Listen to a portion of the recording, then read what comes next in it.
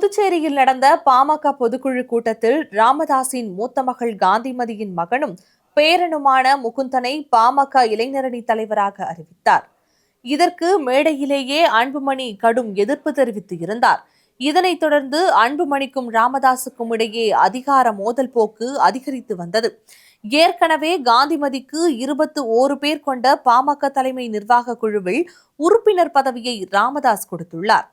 தொடர்ந்து பாமக தலைவர் பதவியையும் அன்புமணியிடம் இருந்து ராமதாஸ் பறித்து செயல் தலைவர் பதவியை கொடுத்தார். ஆனால் அன்புமணி செயல் தலைவர் பதவியை ஏற்க மறுத்தார். முன்னதாக பாமகவின் சிறப்பு பொதுக்குழுவில் அன்புமணிக்கு எதிரான தீர்மானம் உட்பட்ட மொத்தமாக 37 தீர்மானங்கள் நிறைவேற்றப்பட்டுள்ளன. அதில் பாமகவின் தலைவராக ராமதாஸை தேர்வு செய்து தீர்மானம் நிறைவேற்றப்பட்டுள்ளது. அதேபோல் பாமகவில் பிளவை ஏற்படுத்தும் வகையில் அன்புமணி செயல்பட்டதாக ஒழுங்கு நடவடிக்கை குழுவின் அறிக்கை வாசிக்கப்பட்டது.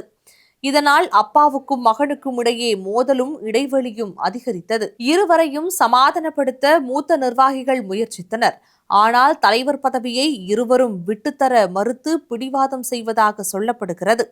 இந்நிலையில் அண்மையில் கூட தனது தாய் சரஸ்வதியின் பிறந்த நாளுக்கு தைலாபுரத்திற்கு அன்புமணி மற்றும் அவரது குடும்பத்தினருடன் சென்று கேக் வெட்டி மகிழ்ந்தனர். அப்போது அப்பாவுக்கும் மகனுக்குமான சமாதானம் ஏற்பட்டதாக தகவல் கூட வெளியாகின.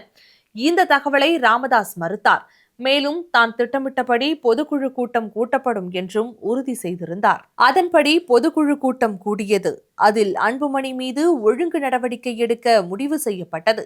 அண்மை காலமாக மகள்கள் காந்திமதி, கவிதா ஆகியோருக்கு ராமதாஸ் முக்கியத்துவம் கொடுப்பதாக சொல்லப்பட்டு வந்தது. தர்மபுரியில் பாமகவின் பொதுக்குழு கூட்டம் நடைபெற்றது. இதில் பாமக நிறுவனர் ராமதாஸ், அவரது மகள் காந்திமதி மற்றும் பாமக கௌரவ தலைவர் ஜி.கே. மணி, பாமக நிர்வாகிகள் உள்ளிட்டோர் கலந்து கொண்டனர். அப்போது கூட்டத்தில் பேசிய ராமதாஸ், செயல் தலைவர் என்ற பொறுப்பை உருவாக்கினேன், அதனை ஒருவர் வேண்டாம் என்று சொல்லிவிட்டார். எனவே அந்த பொறுப்பை என்னுடைய பெரிய மகள் காந்திமதிக்கு வழங்குகிறேன் என்று தெரிவித்தார். காந்திமதி கட்சியையும் வளர்ப்பார், எனக்கும் பாதுகாப்பாக இருப்பார் என்று ராமதாஸ் தெரிவித்தார்.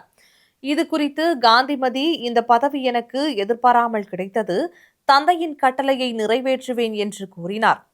ராமதாஸ் சரஸ்வதி தம்பதியின் மூத்த மகள்தான் காந்திமதி.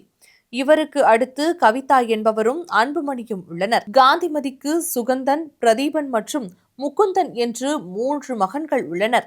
இவரது 2வது மகனைத்தான் அன்புமணியின் மூத்த மகள் சங்கமித்ராவுக்கு திருமணம் செய்து வைத்திருக்கிறார்கள்.